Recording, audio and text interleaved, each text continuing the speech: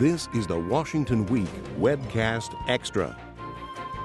Hello there, I'm Pete Williams in for Gwen Ifill this week, and joining me around the table are these stellar reporters: Lisa Lerer of the Associated Press, Peter Baker of the New York Times, Manu Raju of CNN, and Karen Tumulty of the Washington Post.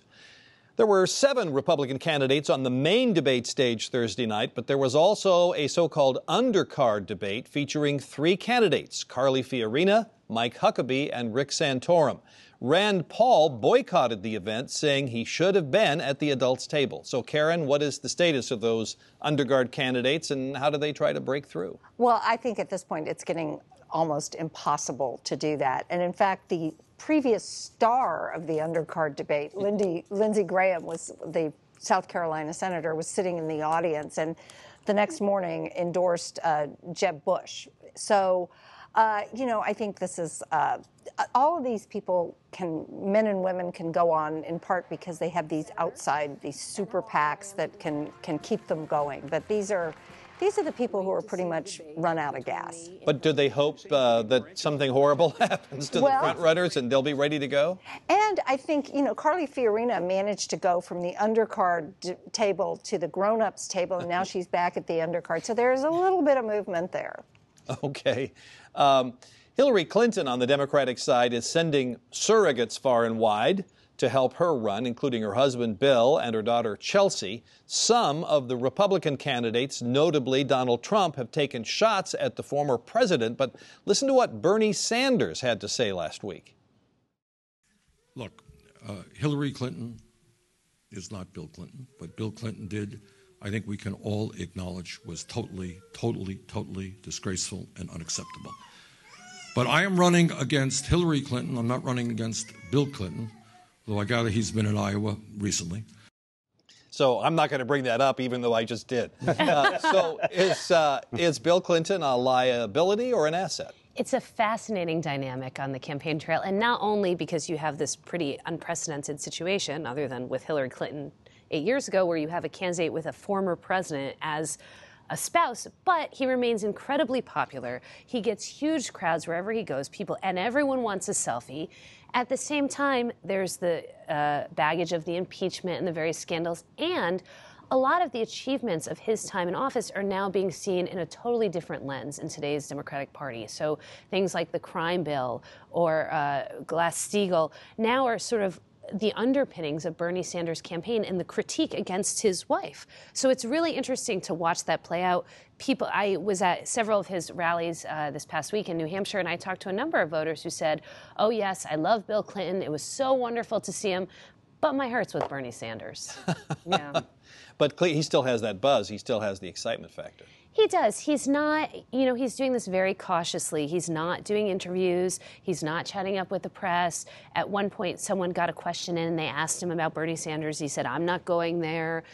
His events are extremely staged. He gets up, he gives remarks. That's about it. Once in a while, he'll go to a restaurant and greet people. But this is a very cautious approach. Because they don't want to have the same thing happen as happened in 2008, where he got a little heated and said some things that ended up having to be cleaned up, and also because they don't want him to overshadow his wife. Okay, thank you. We talked about the State of the Union message. This is the webcast extra, so let's talk about the Obama extra, which is after he made the speech, he hit the road. Where did he go, and what was he doing? Well, he went to, of all places, Nebraska and Louisiana, 2 states that were not exactly pro-Obama territory. And it's interesting because he said, he had done this town hall on CNN the other week about gun control, and he got challenged by people who didn't agree with him. And his people said, well, that's what we want to have happen more in his last year in office. He wants to talk to people who disagree with him. We're going to these red states. But he found a lot of blue voters in these states. In the 2 days that we were on the road, he didn't hear a single disagreeable word from a single voter. They were rapturous. These are people who want to see him, who love him. The questions were like, how can we be more like you? Thank you so much for all this stuff. Why are you so great? It's a very complex question, of course. Of course, what president doesn't like to be told you're wonderful, especially a president who's not viewed as wonderful by so much of the population, and hears it a lot from television. It's interesting. So he's not getting a disagreement. He did a Twitter chat and he took questions like, which is your favorite basketball player and what's your favorite memory? And he did today, on Friday, he did 3 YouTube interviews where the questions included, like, which Star Wars character would you be? No surprise, he says Han Solo. Who isn't going to say Han Solo? Right. But it's, the other tough question was, why are tampons considered a luxury in terms of taxation in 40 states? And he kind of scratched his head on that one and said, well, I assume it's because men wrote the laws. But he's not getting challenged a lot by tough questions, and we'll see if that changes. Now, you say he went to Nebraska, but as a former vice presidential candidate would say, couldn't he see Iowa from her house? Yes, not very far over the river, of course. He was in Omaha, across the river. He sniffed the electoral fumes, and he, in fact, did make a reference to, he said, I don't know if you guys hear any of the TV ads here, but it's, and he took some pretty good shots, or pretty tough shots at the Republicans, much as he had in the State of the Union, particularly Donald Trump and Ted Cruz, not by name, but certainly by implication. And, you got the sense that he wouldn't mind being out there on the campaign trail again. It's an argument he wants to have. We talked during the broadcast, Manu, about Nikki Haley's speech following the State of the Union message of the Republican response. Was it in some ways her audition, and if so, for what? Yeah, she was chosen by Mitch McConnell, the Senate Majority Leader, and the House Speaker Paul Ryan, largely because they wanted to present sort of a different face from the party, somewhat different than what we're hearing on the campaign trail every day. Clearly, her story is very compelling for anyone at the top of the ticket. She's a daughter of Indian immigrants, a woman, of course, and if they're up against Hillary, that would help with potentially winning women voters.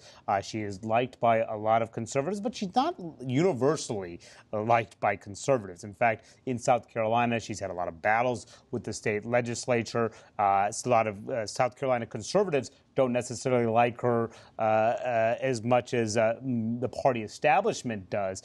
In fact, I was speaking to Mick Mulvaney, who's a congressman from South Carolina, one of the members of the conservative House Freedom Caucus, and I said, look, do you think that she has been a good governor? And he said, I'll let the people of South Carolina decide. So she is still toxic in some conservative circles, and you saw that from her State of the Union response when she made a veiled reference to Donald Trump, and she said, we don't need to follow the loudest voices in the room. Let's, everyone should be welcome. And after that, she got attacked on the right, particularly from conservative talk radio. So clearly, choosing her would please a lot of folks, but it would also be controversial. Very quickly, afterwards, people were saying to her, would you consider yourself a potential vice presidential candidate? And I thought the standard answer was always supposed to be, oh, shucks, I'm just concentrating on my job. And she said, yeah, I guess I would. Isn't that right? She was honest, right. And I think that she would be, of course, on anyone's short list. And Donald Trump actually was asked about her and actually handled it. Didn't criticize her at the debate, actually said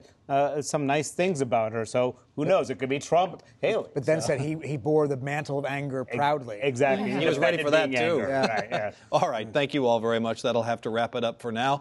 But be sure to visit our Washington Week website. Now, why? Because President Obama might have called the State of the Union strong, but when the Washington Week web team asked people on the National Mall the word they would use, they heard a very different story. The answers included complex and divided. So take a look at more responses or add your own on the Washington Week's 16 for 16 page at pbs.org/Washington Week.